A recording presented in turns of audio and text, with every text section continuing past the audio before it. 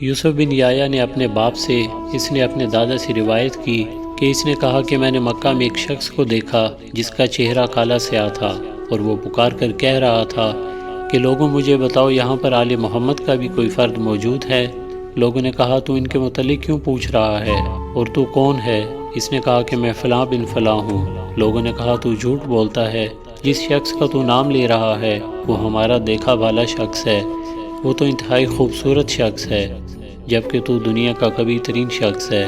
اس نے کہا لوگوں مجھے حق کے محمد کی قسم، میں بالکل وہی شخص ہوں، لیکن میں نے ایک گناہ کیا ہے جس کی وجہ سے اللہ نے میری شکل و صورت کو بدل دیا ہے۔ وہاں پر موجود تمام افراد نے بڑی دلچسپی سے اس کا واقعہ دریافت کیا۔ اس نے کہا میں امام حسین علیہ السلام کے قافلے کا ساربان تھا۔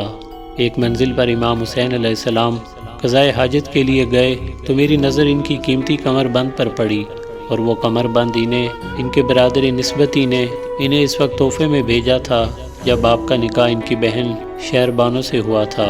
میرے دل میں یہ خواہش پیدا ہوئی کہ میں ان سے کمر بند کا سوال کروں، لیکن ان کی ہیبت سے میں بول نہ سکا، اور میں نے کئی بار دل میں سوچا کہ اس کمر بند کو چوری کروں، لیکن مجھے کوئی موقع نہ ملا۔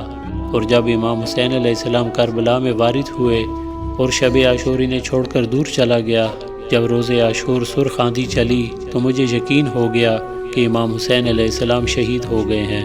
مجھے شیطان نے ترغیب دی کہ میں مقتل میں جاؤں اور جا کر کمر بند حاصل کروں۔ چنانچہ میں میدان کربلا میں آیا اور میں نے لاشوں کو دیکھنا شروع کیا۔ آخرکار مجھے ان کی لاش مل گئی۔ آپ اس وقت خون میں غلطاں تھے اور آپ کا سر کاٹا جا چکا تھا، اور آپ کے پورے جسم پر تیروں، تلواروں اور نیزوں کے ان گنت نشان تھے۔ میں نے کمر بند کی طرف ہاتھ بڑھایا اور اس کی گرہ کھولنے کا ارادہ کیا تو امام حسین علیہ السلام کا ایک ہاتھ بلند ہوا اور میرے ہاتھ کو پکڑ لیا، اور ان کی پکڑ اتنی سخت تھی کہ مجھے میرا ہاتھ ٹوٹتا ہوا محسوس ہوا، اور امام حسین علیہ السلام نے کمر بند میرے ہاتھ سے چھین لیا۔ میں نے اپنے ہاتھ کو ان کے ہاتھ سے چھڑانے کی بھرپور کوشش کی، مگر میرا ہاتھ چھوٹنے میں نہ آیا۔ میرے پاس ایک چھری تھی، میں نے اسے نکالا اور اس کے ذریعے ان کی انگلیوں کو کاٹا۔ پھر میں نے کمر بند کھولنے کا دوبارہ ارادہ کیا۔ اتنے میں افراد کی طرف سے کچھ سوار آتے ہوئے دکھائی دیے۔ جب میں نے انہیں دیکھا تو خیال کیا کہ یہ ابن زیاد کے لشکری ہیں، اور وہ میدان میں دیکھنے کے لیے آئے ہیں کہ ان میں سے کسی میں رمے کی جان باقی تو نہیں۔ یہ سوچ کر مجھے اپنی جان کے لالے پڑ گئے، اور میں نے اپنے آپ کو مقتولین میں چھپایا۔ ایک شخص ان سواروں کے آگے آگے تھا، ان کا چہرہ سورج کی طرح چمک رہا تھا، اور وہ پکار رہا تھا میں اللہ کا رسول محمد مصطفیٰ ہوں۔ اور اس کے بعد ایک سوار نمودار ہوا، اس نے پکار کر کہا میں اللہ کا شیر حمزہ ہوں۔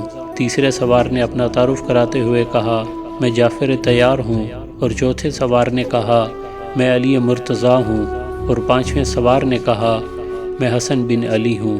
ان کے بعد فاطمہ الزہرا سلام اللہ علیہا روتی ہوئی میدان کربلا میں آئیں، اور وہ آواز دے کر کہہ رہی تھی میرے پیارے حسین، میری آنکھوں کی ٹھنڈک، حسین اماں کو بتاؤ کہ میں تیرے کٹے ہوئے سر کو روں یا تیرے کٹے ہوئے ہاتھوں کو روں، یا گرم ریت پر پڑے ہوئے تیرے نازنی بدن کو، یا تیرے خاندان کے قیدیوں کو۔ پھر نبی اکرم صلی اللہ علیہ وآلہ وسلم نے فرمایا میرے حبیب، میرے نور نظر، حسین کا سر کہاں ہے؟ میں نے دیکھا کہ اچانک امام حسین علیہ السلام کا سر نبی کی ہتھیلی پر پہنچ گیا، اور رسول اکرم صلی اللہ علیہ وآلہ وسلم نے سر امام حسین علیہ السلام کو جسم سے لگایا۔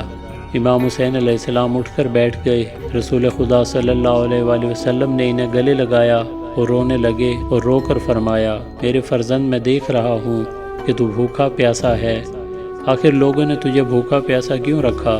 خدا انہیں بھوکا رکھے اور پیاس کے دن انہیں سیراب نہ کرے۔ پھر حضرت نے فرمایا تیرے قاتل کو میں پہچانتا ہوں، مگر مجھے بتاؤ کہ تمہاری انگلیاں کس نے کاٹی ہیں؟ امام حسین علیہ السلام نے فرمایا نانا جان اس ظالم نے میری انگلیاں قطع کی ہیں۔ پھر چند افراد میرے پاس آئے اور مجھ سے کہا تجھے رسول خدا بلا رہے ہیں۔ انہوں نے مجھے کھڑا کیا اور رسول اکرم صلی اللہ علیہ وآلہ وسلم کے سامنے پیش کیا۔ رسول اکرم نے مجھ سے کہا دشمن خدا، تو نے میرے فرزند اور میرے نور نظر حسین کی انگلیاں کیوں کاٹی؟ میں نے کہا یا رسول اللہ، میں امام حسین علیہ السلام کے قتل میں شریک نہیں تھا۔ نبی اکرم صلی اللہ علیہ وآلہ وسلم نے فرمایا میرے حسین کی ایک انگلی کاٹنے والا بھی اس کے قتل میں شریک ہے۔ پھر رسول خدا نے فرمایا دشمن خدا دور ہو جا، خدا تیرے رنگ کو تبدیل کرے۔ اس کے بعد میں اٹھا تو میرا چہرہ سیاہ ہو گیا۔ جیسے اس لعین نے اپنی داستان مکمل کی تو ہر شخص نے اس پر لعنت کی اور اسے بد دعا دی۔ ویڈیو پسند آنے کی صورت میں چینل کو سبسکرائب کریں، ویڈیوز کو لائک اور شیئر لازمی کریں اور بیل کو پریس کرنا مت بھولیں۔